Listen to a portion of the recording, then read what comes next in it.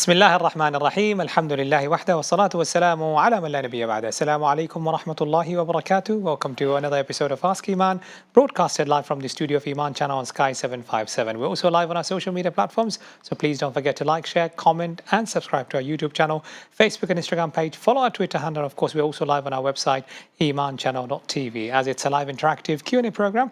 If you have any questions, then please feel free to pick up the phone and dial 0203 515 0757, and that's our studio number. Alternatively, you can drop us a text on WhatsApp, or to international viewers, you can call us directly using our WhatsApp number 079 1684 1483. And of course, if you have got any questions, if you would like to ask through social media platforms, that is Facebook page or YouTube channel, then please feel free to do so. I'm your host, Qamar al-Islam, and joining us tonight, none other than Sheikh Ad-Duha. Assalamu alaikum.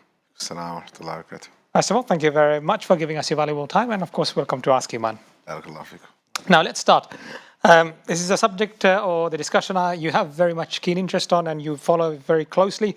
So recently I've seen on BBC, it was published on 26th of September 2021, and it's a survey. A new survey has found that young people in the UK are twice as likely as older people to pray regularly. Now, of course, it's talking about ethnic minority faith. Islam is also one of them. Now, one hand we are seeing here the ethnic minority faith, i.e., as Muslim, I can see, and the documentary or the news has clearly mentioned that young Muslims are praying regularly or practicing. On the other hand, we are also concerned people from the Muslim faith, Islamic faith, from Muslim household are sadly not a good number, but people are also leaving Islam. Now, this is a concern, and also at the same time, there's an element of light there that alhamdulillah young people are also investing their time in practicing their religion. How do we balance? Or how would you find this news? Bismillahir Rahmanir Rahim. Alhamdulillah, salatu wassalamu ala rasulillah wa ala alihi wa ashabihi wa ala amma ba'd.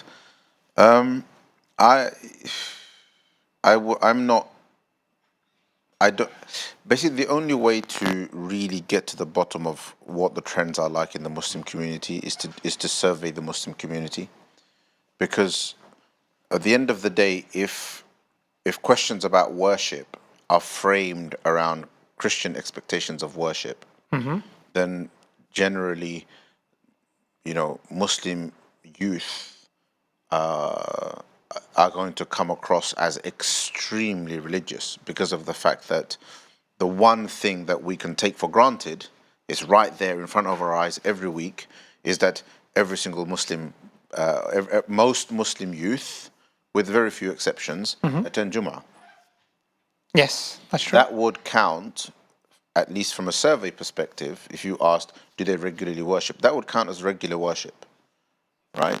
So obviously, our concern at a basic level is that are they at least performing the 5 times prayer? The basics. The basics. For us, the bottom line is, are they performing the 5 times salah? Not only once a week, Jum'ah salah. Once a week, but are they performing the Friday prayer? Meaning, my point is that the metrics are very different for us. The evaluative benchmarks are very, very different for us. Okay. For us, somebody missing any of their fara'id is a major concern. It is indeed. Of course, in a worst case scenario, you take whatever light, whatever positives that you can find, but that's worst case scenario. Are we talking about a worst case scenario where nobody prays except for on Fridays? We're kind of in a similar crisis to what the Christian faith faces, which is not many people come into church, even on the once a week basis. So we know our masajid are full on Fridays. Our concern is really about whether or not young people are praying 5 times a day. So I think those types of statistics are very, very difficult to find because we haven't surveyed the Muslim community. On the flip side, and I'm not trying to be negative, but I don't like false positivity either. Okay. Because I would rather that the Muslim community was aware and concerned about the lack of practice or the weakness of Iman in even a small segment of the young community, and was very much activated to do something about that, than it was complacent. right? Because they got a, they got some survey about how, young people are praying regularly. So on the flip side, my concern, which has really driven a lot of my work lately, is the fact that there are also statistics that show that quite a significant number of Muslims are leaving Islam. Okay, is there a particular statistics or by the Muslim Not in the community? UK, not in the UK. In the UK, we have general statistics. Okay. But in America, Pew did a study that said that 23% of born Muslims no longer associated with Islam. Okay, is it because atheism is in the rise? So again, there isn't a blanket answer. If you were to frame it in those terms, then you should be more concerned about the UK because atheism is stronger in the UK. But then again, You there is. understand where I'm going from? Yeah, I can understand that, but there's also Christian society in America, it's well known and well established, is more conservatively Christian than Christian society in the UK, right? So that's a very specific statistic. Take it with a pinch of salt, take it how you like, but that's a major concern. There's reasons to be optimistic about how things are in the UK. We are infrastructurally stronger than Okay. our brothers and sisters across the pond. But there are also reasons to be concerned because atheism is stronger in the UK, and the main belief system that these people are going to, they're not leaving Islam for Christianity or another religion. The vast majority are leaving Islam for atheism, and Okay. atheism is much stronger in the UK. But I have to also touch on the other aspect that I commonly hear, unfortunately, by Muslims. Some of them are highly educated Muslims, but sometimes there's been doubt in their mind, and they say, and I've heard it personally, that there are certain questions we don't find answers to. No, And but when that's we across the ask, board. but when we ask a scholar, they just Brush it. ignore it, They brush it or, over. or it just blowed away completely Yeah. without So almost addressing. so the vast majority of young people with doubts that I have dealt with, including young people who've left the deen, right? That I have dealt. So because I have an open door policy, right, Okay. with regards to people who have questions about their iman, doubts about Islam. I have an open door policy. Okay. Come, it's a safe space. We can talk about it. That's Okay. that's my policy, and I recommend. Without being judgmental. Yeah, and I recommend that ulama and imams and generally the community at large, kind of, you'd rather know, right, than brush things under the carpet, that we have this open door policy, and we welcome people to basically talk about their doubts if they have them.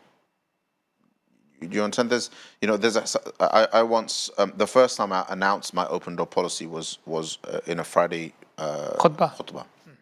And I remember members of the community coming up to me saying, "Isn't that dangerous? Are you not encouraging people to entertain their doubts?" Didn't the Prophet ﷺ Allah praise people for having thoughts in their minds that were too big for them to voice, right? And the Prophet ﷺ said, that is clear iman. Daka sarihul iman.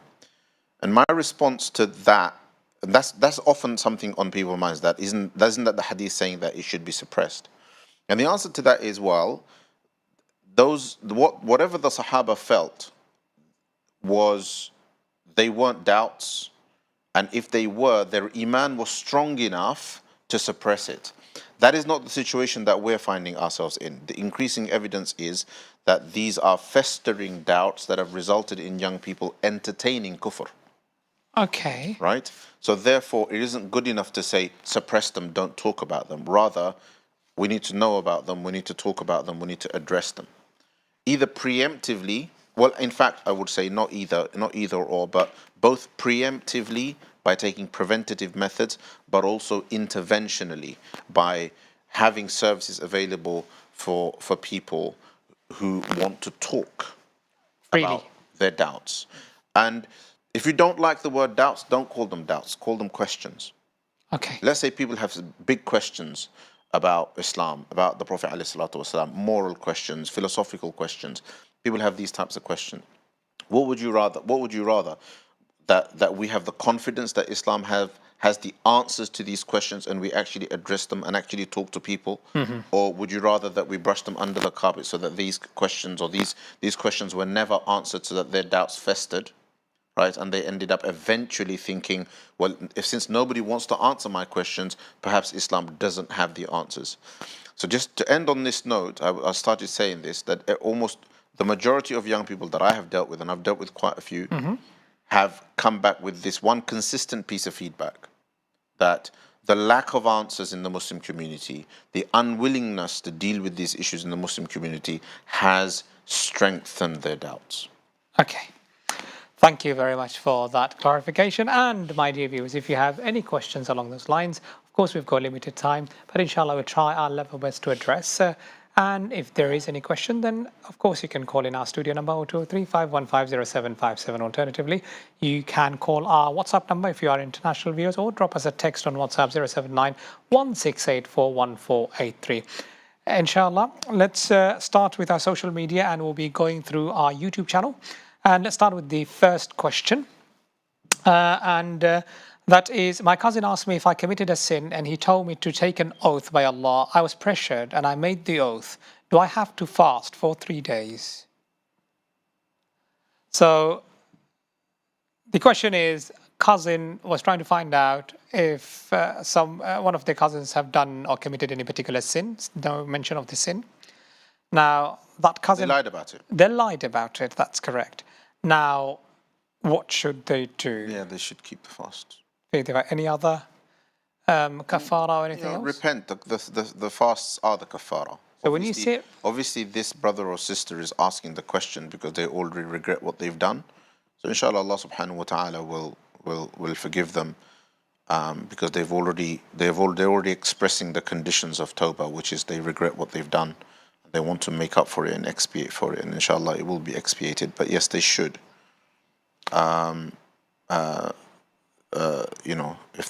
If that's what they have done. Thank you very much. And also, my dear viewers, there is a new addition from tonight's episode. If you would like to ask any question, or if you ask any question on our social media platform, whether it be on Facebook page or YouTube channel, inshallah, we'll try our level best to show them on screen. And those questions may also be randomly selected and displayed on your screen, so that you can clearly see what the question are or were posed or asked, and inshallah will be addressed live on air. And inshallah. And now you will see a generated question that will be coming now live on your screen. And our Sheikh, I will start with that question, and it is from Imad Hisham. And of course, you can watch, it's about beneficial. Okay, let me start with this one. Imad Hisham, can I watch beneficial videos while ignoring the background music? Now, this is a very common question, and it's always asked along the lines, if I go to gym and there are music's being played loud, can I go and eat in a restaurant where music's are played in the background? How would you address this? It's such a simple, straightforward question, but we still have concerns about it. What can we do? Well, it's not a straightforward question because people find it very, very difficult to avoid these environments. If you ask me in the ideal scenario what people should do, I would say avoid all of it. But are people able to do that? What are they going to do now? Don't go to any shopping centers. Don't go to gyms, restaurant. Don't go to restaurants. Don't go to pretty much any public place where music is playing. Don't watch anything if it's got music in it. That basically means documentaries have got background music. That means you can't watch anything, including some Islamic channels, some Islamic content.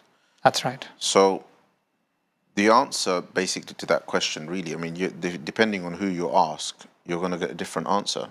If you ask a scholar who, and the vast majority would answer in this way, if you ask a scholar who considers music to be impermissible in all of its forms, they're going to tell you it's haram, and you have to avoid these haram scenarios unless you end up in a situation that is completely unavoidable, and a restaurant is avoidable, perhaps a shopping center isn't.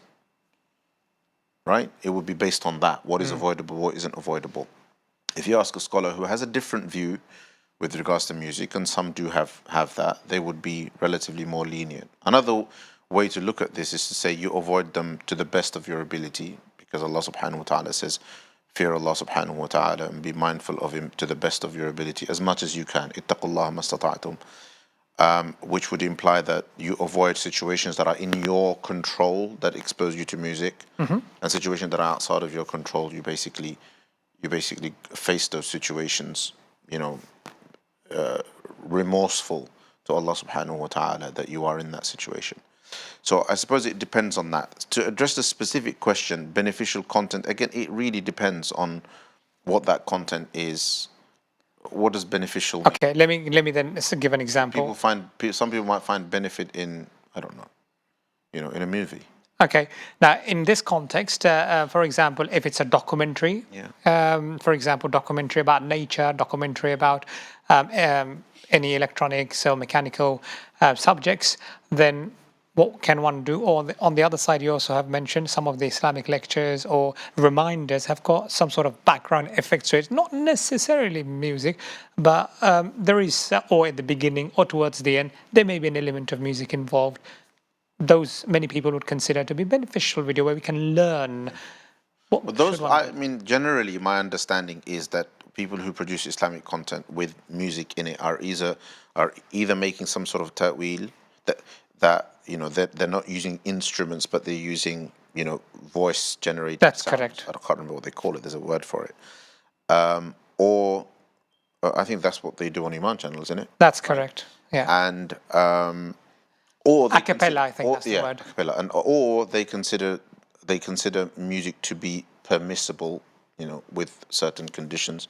And one of those views is that if it's background music without any problematic lyrics or anything like that associated with it, it's designed to set a scene, then it is permissible to watch. I personally, none of these views are popular, in the sense that they're all minority opinions. So I would say people should be, as cautious as they can, and only consume content that they feel they need. Like you've been told that you have to watch this documentary as part of your studies or something like that, and the rest is down to which opinion that you follow. I have some sympathy towards the view that if it is background music and things like that, given how pervasive music is, that there is some leeway and flexibility with that regard. Thank you very much for that. Hope the answer is clear. Now let's move on to our next channel on YouTube channel, and you will be seeing the question also live on air on Eman Channel Sky 757. If someone reads Surah Mulk for grave protection, if they're ill and they can't read it, do they still get the protection of the grave? Is that clear to you, Sheikh?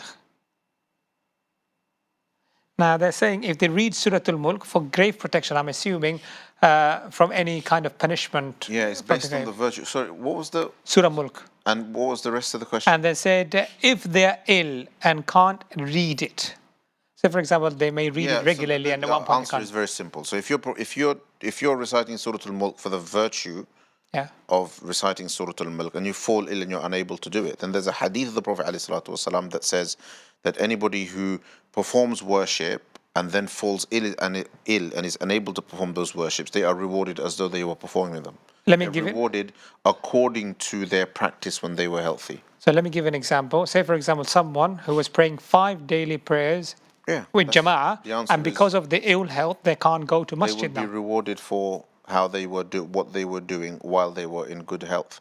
So if you were performing if you were reciting Surah Al-Mulk every day and were unable to, for whatever reason, were unable to because of poor health, right? Even like lying in bed, you couldn't recite it from memory because you don't know it off by heart, but you're reciting it every day, then you will be rewarded as though you were reciting it. Now, there was a link between Surah Mulk and grave protection. I would say the same. With regards to the protection as well, inshallah, because at the end of the day, the protection comes from Allah subhanahu wa ta'ala. Yeah, so there's among the virtues of Surah Al-Mulk is that it will intercede for the person, right? And I think there is also the benefit of being protected from the punishment of the grave. Okay. So it's based on that. But the question is, if you fall ill, are you going to get the reward? And the answer is yes. Okay. Thank you very much. Let's move on to the next question. And that goes for any worship, by the way. Any type of Any ibadah. type of ibadah that you Okay. do when you're in a good, healthy state. And you've If been you fall continuously ill, doing it. Yeah, if you become incapable of doing it because of poor health, then you will receive the reward as though you were performing it. Thank you very much for that. Next question. If we sin publicly, is it forgivable? And is there any difference of opinion? All sins are forgivable. What does that mean? Publicly committing a sin. If you publicly commit a sin, all sins are forgivable. إِنَّ اللَّهَ لَا Okay. يَغْفِرُ أَن يُشْرَكَ بِهِ وَيَغْفِرُ مَا دُونَ ذَلِكَ لِمَن يَشَاءُ. They require, all sins require tawbah, sincere tawbah, and all sins are forgivable by Allah subhanahu wa ta'ala. So let me understand, whether sin committed in private or publicly, you're saying all sins are forgivable. The only Okay. difference is that some sins may require some sort of remedial work, meaning that if you've done some sort of public harm because of your sin, Okay. then you make your tawbah. But if possible, you should do your best to try to remedy the public harm that you have done. But if that harm does not transcend you, you just publicly have committed sins, then the harm of that is in the dunya. You understand? Yeah, So, for yeah. example, in an Islamic state, a person who's publicly committed certain sins, their testimony may never be accepted in the future. So they may not be forgiven in certain contexts in the dunya, in the sense that in the dealings of man, in the dealings of people, they would have diminished as a result of publicly sinning. But you know, and also it's a greater degree of sin, but that does not mean that your tawbah isn't accepted, and it doesn't mean you cannot be forgiven Thank you. by Allah subhanahu wa ta'ala. It's clear. Thank you very much. And just a caveat there, when Sheikh mentioned about Islamic State, it's not what we know. It's about when Rasulullah sallallahu alaihi wasallam was there, the way he nurtured a state. No, in any that's what we legitimate, meant, in any state run according to the Sharia. Sharia, that's any Quran state run Sunnah. according to the Sharia. I just wanted to clarify that, but thank you very much for that. Now, next question we'll take from YouTube, brother Zaid Arfan. Assalamu alaikum. If I have a training program for fitness and nutrition for both men and women, and I have a video call with all of them once a week as a group to discuss Q&A, is it unlawful because both genders are physically or virtually present at the same time on the video conference call? No, Okay. I don't. Why would it be unlawful? Because there is non-mahram? I think from that perspective, the viewer is asking the question. The ruling is that with a non-mahram, you cannot be together in person, Physically, you say what you're physically talking. in seclusion. Okay. And you could also argue, you can extend that to a virtual space, and say that people should avoid seclusion, but but that is, by definition, that's not the same as being physically in seclusion, because the possible harms of being physically in seclusion and being virtually in seclusion are not the same. So we would still discourage that two non-mahrams, male and female, should be in seclusion in a virtual space, right? It will still be discouraged, but it's not the same as being physically in seclusion. In this situation, the context described, there's no seclusion. There's no khalwa, as the Sharia prohibits khalwa. Everything else, as to whether what they're doing is permissible or not permissible, really depends on the details of this environment, right? Are the sisters in hijab and things like that. But principally, I don't think there's a problem. So even virtually, as men and women, we both the genders still have to observe the basic minimum of the Sharia. I would discourage khalwa, yes. Obviously, the principle still applies, but the khalwa described in the hadith wouldn't apply, because that would never have anticipated a scenario of virtual khalwa. Virtual, that's right. Right? Because these two people are essentially talking. That's right. That's really it. They're talking. What they're seeing, whether that is halal or haram, depends on what they're wearing. That's right. But they are ultimately talking to one another, and that would not meet the khalwa that is haram according to the Sharia. But nevertheless, it still has dangers and is best avoided if there is no reason for it. So basically here, if it's for educational purpose, especially now online classes we have on Zoom, I'm sure you have your online classes on Zoom as well. Some of the classes are taken with both. So I still avoid khalwa, even virtually. So virtually khalwa means one-on-one. If I need to have so for example, I'm teaching a program now, it's a youth program. Yeah. the students are young and so on. There's male and female students in the class. We have the class together, but there's a one-to-one component to it. Okay. For that component, I have a female colleague. Okay, I a don't. third person is Yeah, a third person, but okay. also as well as the possibility of just the female mentor mentoring the female student, And male. just so that I Okay. can avoid Okay, I see. a male teacher mentoring a female student. So even here, you mentioned that in the hadith, it's about the physical Yeah, seclusion, but here but I, virtually but still maintaining I'm that. practicing what I have just advised. That Okay. I still don't think it's a good idea for men and women to be in khalwa virtually. Oh, that's nice. Jazakallah khair for clarifying that.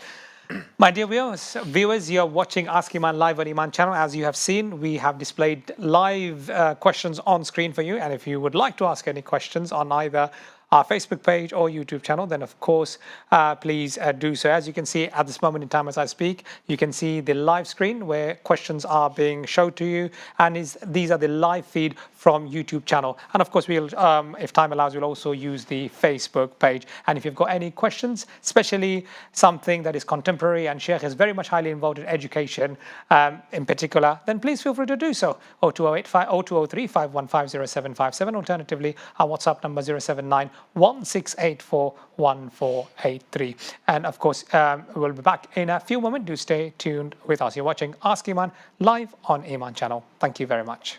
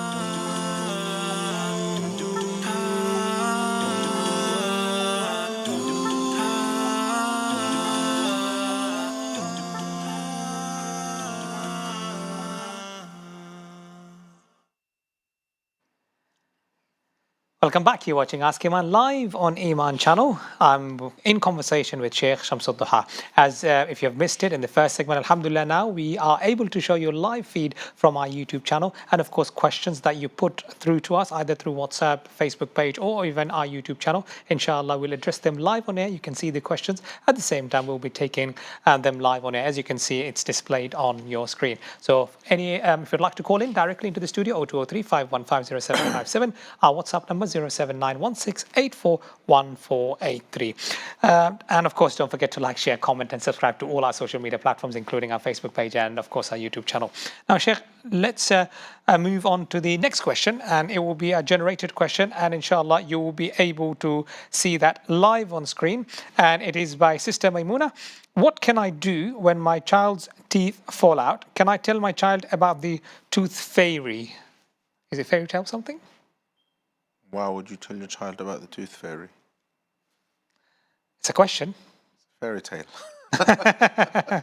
No, I mean, look, I've been through this as a father, right? I mean, my approach to these kind of things is an approach of complete neutrality.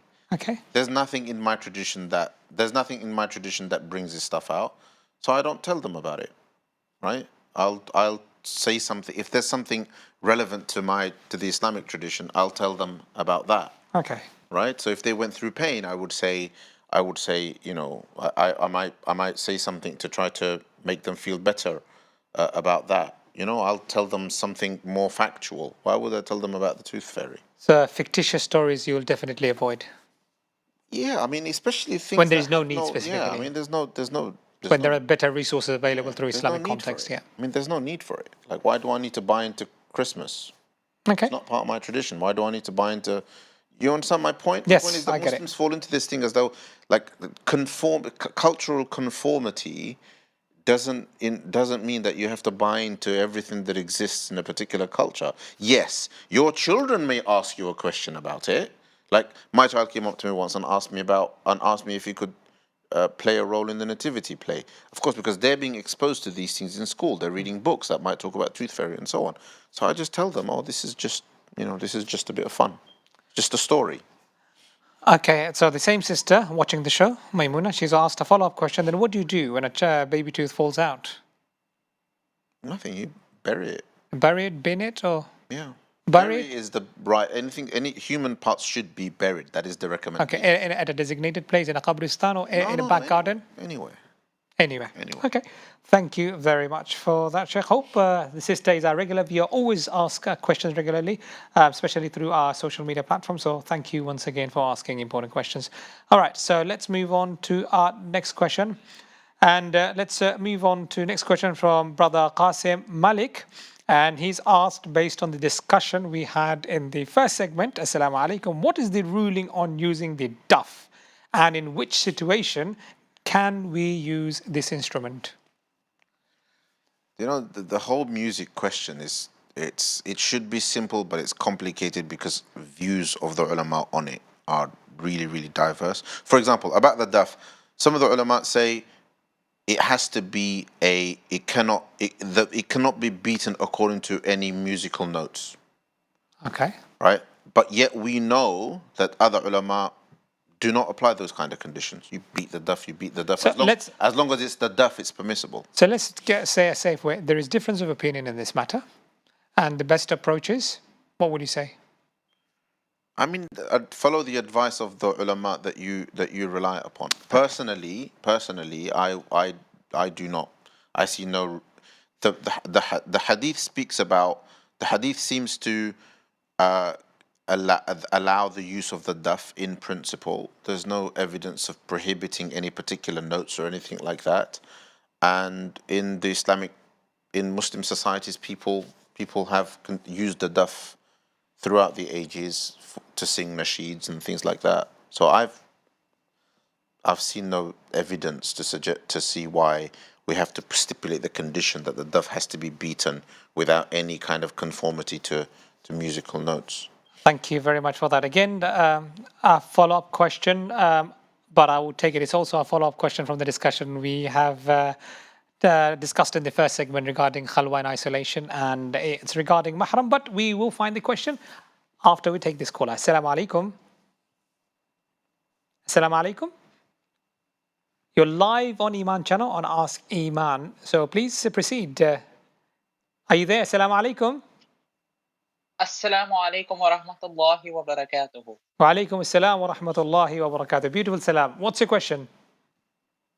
My question is that I spend sometimes 45 minutes on the toilet, and I'm just asking, is this waswas from the shaitan, or should I go to the doctor?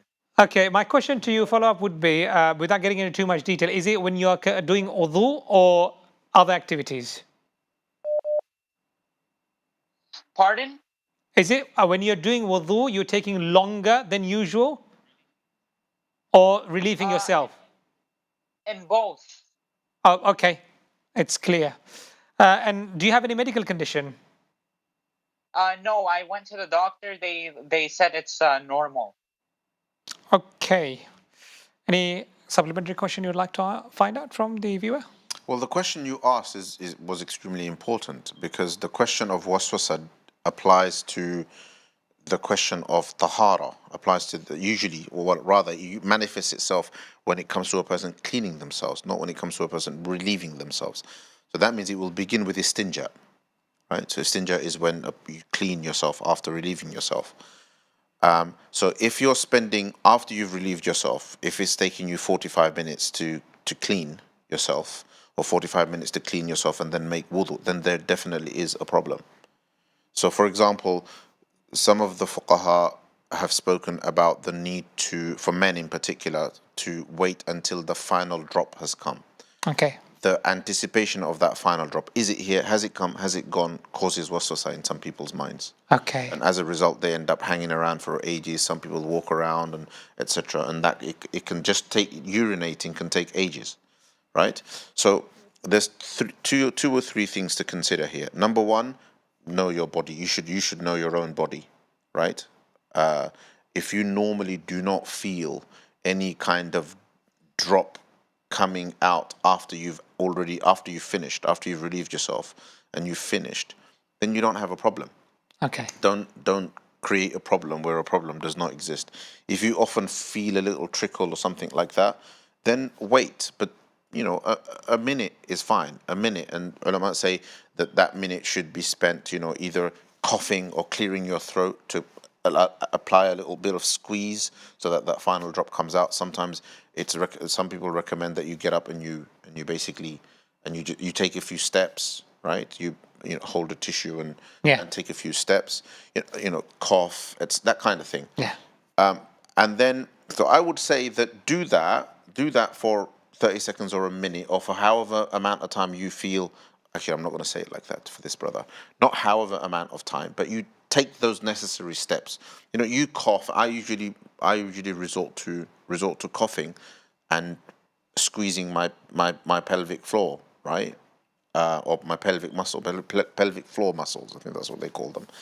If you have control, and squeezing them is actually squeezing them is actually good for you. Yeah. And then you know that takes 30 seconds to a minute, and that's it. I don't do anything else. And in fact, it's recommended beyond that, if you feel you might have waswasa, it's recommended to actually sprinkle water into your underwear so that it becomes impossible for you to confirm. And that's specifically so that you can avoid any waswasa. It's like, so what if you feel a little tickle, if you feel like a trickle has come out, if your underwear is wet, you can never confirm it.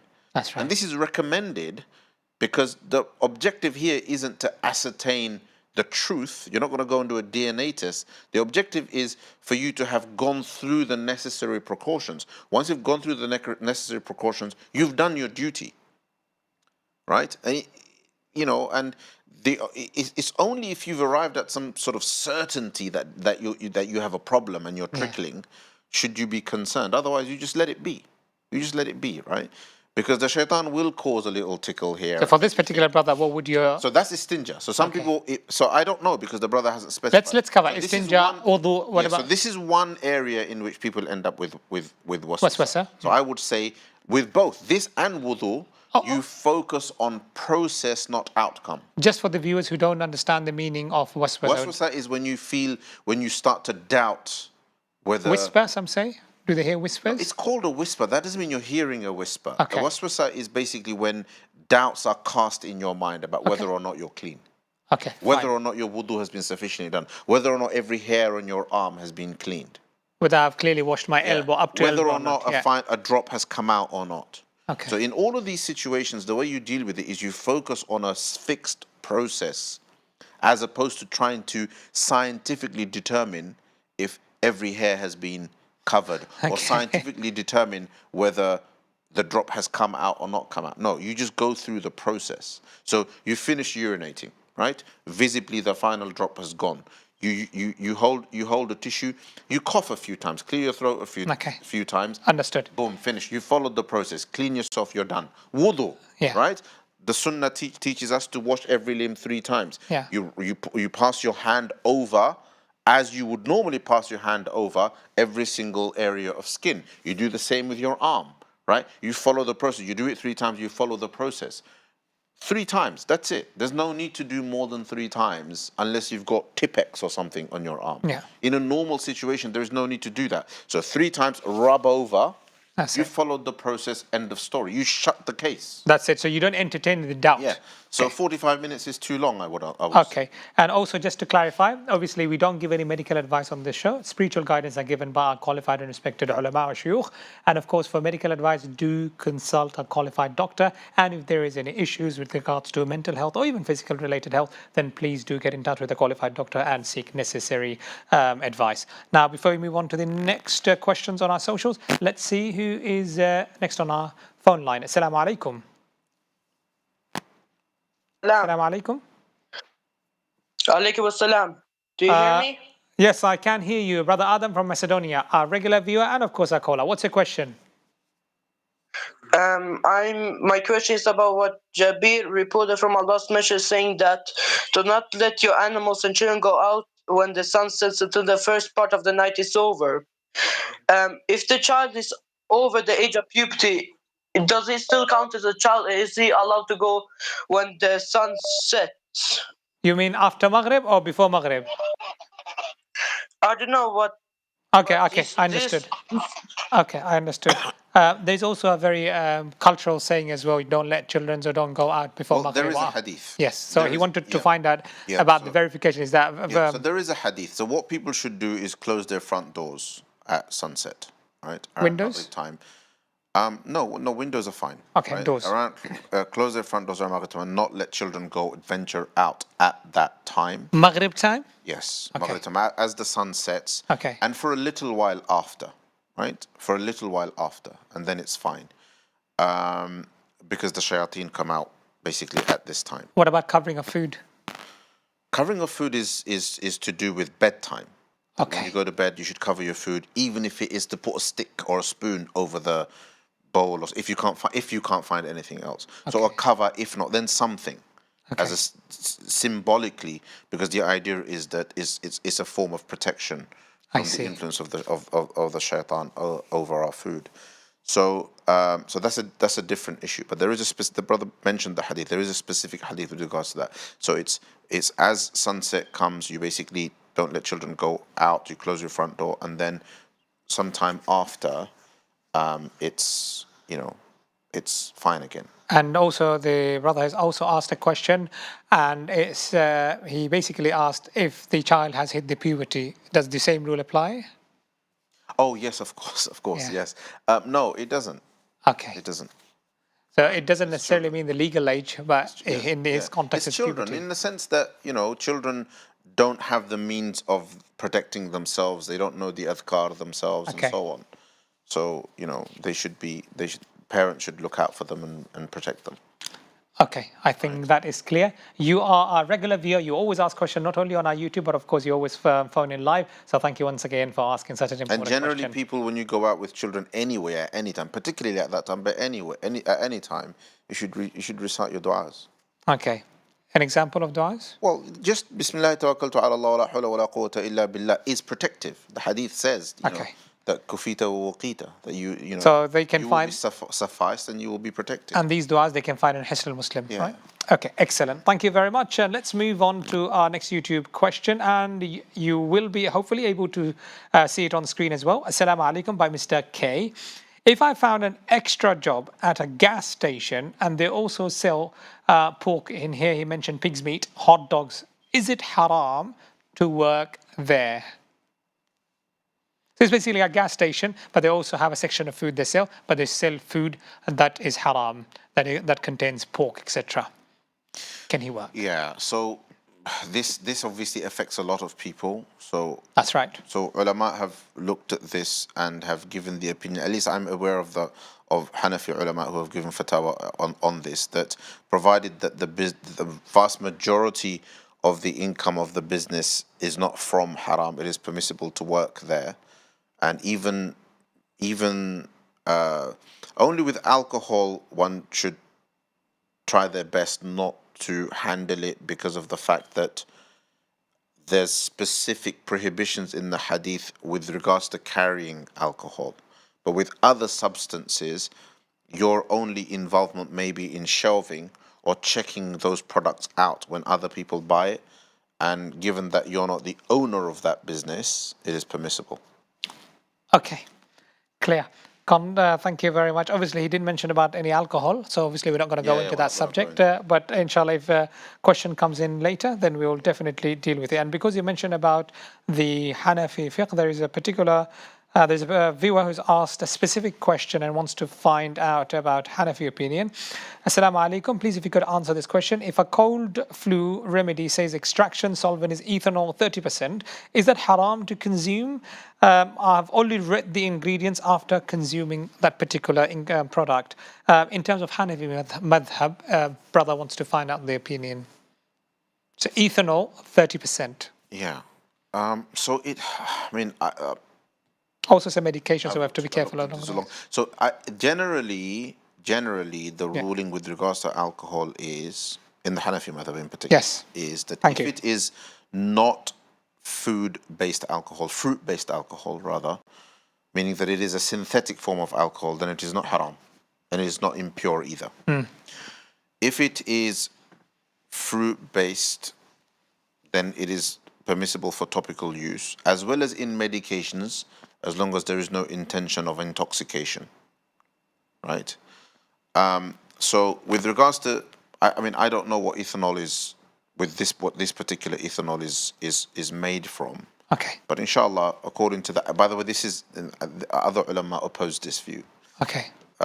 So in the Hanafi method, and the reason for it is because in the Hanafi view, it is only alcohol produced from dates and alcohol produced from grapes that is considered khamar or wine, that is unconditionally and unequivocally impermissible, and only alcohol that is produced for the sake of consumption as an intoxicating drink, is haram. And alcohols produced for other purposes such as preservation, and things like that, which is the reason why it's in medication and things like that. It's a preservative.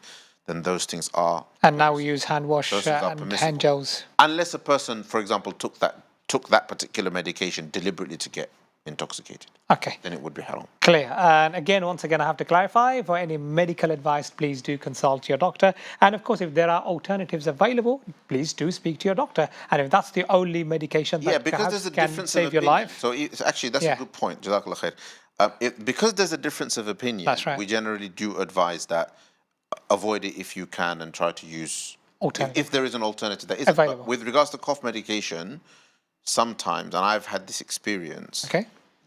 I had a 3-month cough once. Okay. And I used everything, right, that was available off the shelf. Okay.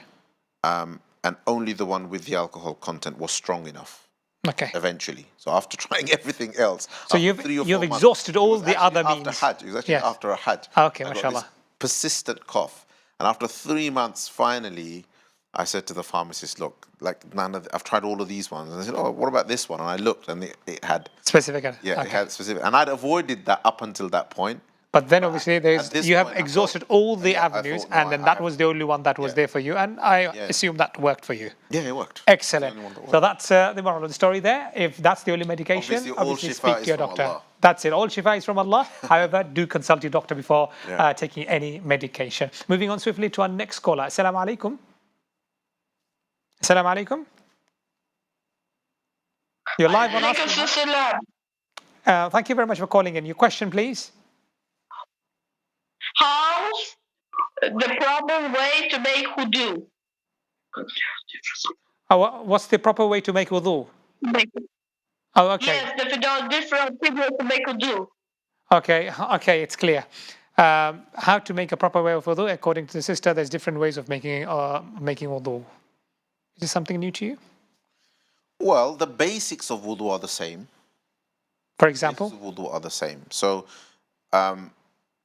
you know, like you wash your face, you wash your face all the way up to the roots of your hair, all the way around to your earlobes, your face. This is the whole circumference of your face. You wash your face, 3 times. You wash your arms. You wash your arms 3 times, including your elbows, both arms. You wipe your head once, the whole of your head once, and you wash your feet 3 times, including your ankles. These basics are pretty much agreed upon across all of the scholars, and if you did that, your wudu would be done. Yes, there's some difference of opinion. Now here, we'd have to include all of the sunan of wudu, and according to, for example, Imam Shafi'i, Imam Malik, and Imam Ahmad, you have to make intention. According to some of the Imams, you also have to say Bismillah before you start wudu.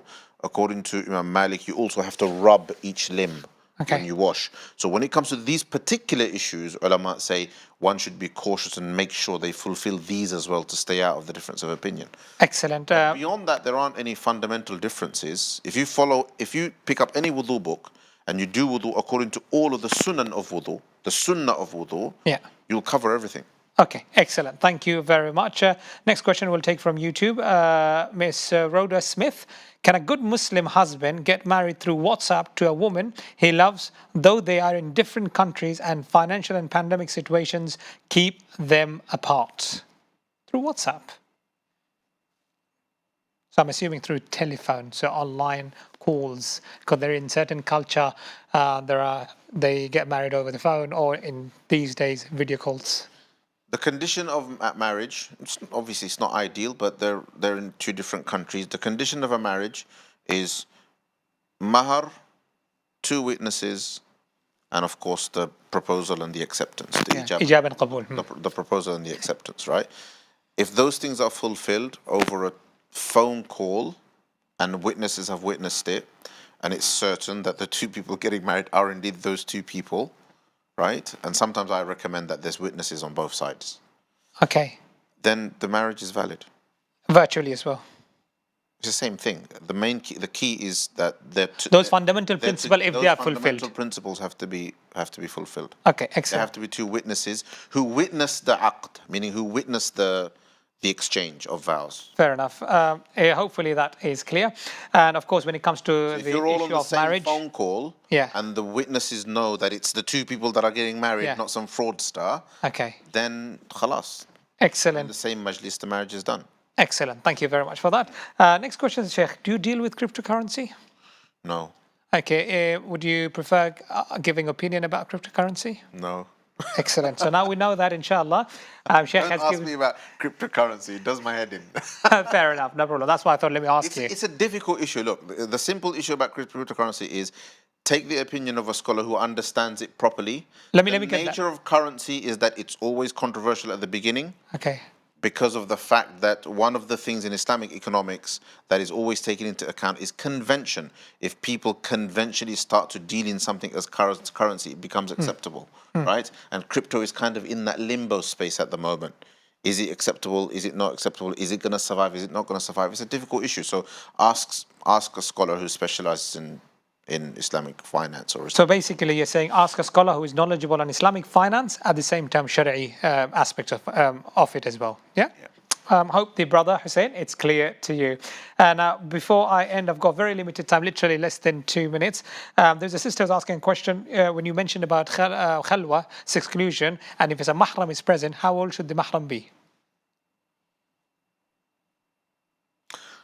I mean, you know, a baligh mahram is sufficient. Past the puberty. As long as they know that if the person would suffice, you know, as a witness to what's going on, right? Then that's fine. So I would say at least baligh, you know, like 12 years old is sufficient, because most young people are kind of reaching, you know, maturity around that age, and by that I mean they're able to discern what's happening. Okay, so just because someone is baligh doesn't necessarily mean If it's you take a baby, then it doesn't count. Yeah, okay. Because the baby can't witness anything, can't testify to. That's correct.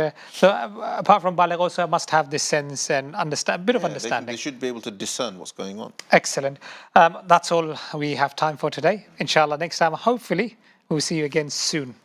Jazakallah khair for your time once again, Sheikh. And to our viewers, I sincerely apologize. We've asked so many questions on YouTube and WhatsApp. Unfortunately, we couldn't answer all the questions, but what we're going to do is, inshallah, we will be back again on Friday and Saturday. And of course, tomorrow is Ask Eman Urdu. And my production team, inshallah, will keep a note of all good questions. And hopefully, we will try our level best to answer those questions. Next, we are back live on Ask Eman on Friday. Inshallah, if there are any changes, please do check your EPG. And that's all, inshallah, for today. Until next time, subhanakallahumma wa bihamdik, nashhadu an la ilaha illa anta, nastaghfiruka wa natubu ilayk. Wassalamu alaikum wa rahmatullahi ta'ala wa barakatuh.